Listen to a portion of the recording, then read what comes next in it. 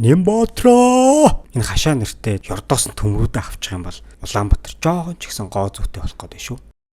Сорияма 1947 онд Японы Имэжи хотод төрсөн. Машин, комик, Барби, порно соёл донд өссөн жаал.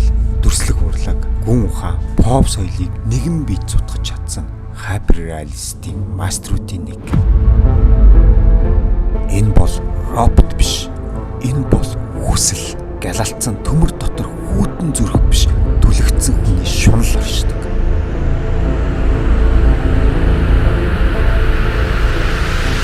Сорияма бол хүний ухааныхаа хязгаарт тулж хүсэл тачаалын дүрс зурсан зураач.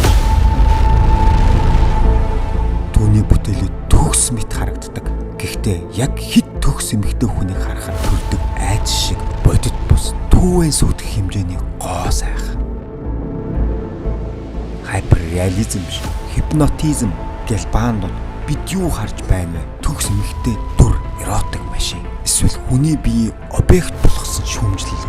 Тэр гоо сайхныг бит хэлбэр шилжүүлсэн. Хүчрэх, хүйтэн, уруу татам. Гэхдээ яг хөрмөгц зүсэгдэнэ. Сорiyамагийн гол санаа сэтгэл татан болгодог, дараа нь хайлгадаг. Энэ роботонд хайрлсан уу, айсан уу? Тэгвэл Сорияма чамд ялалт байгууллаа.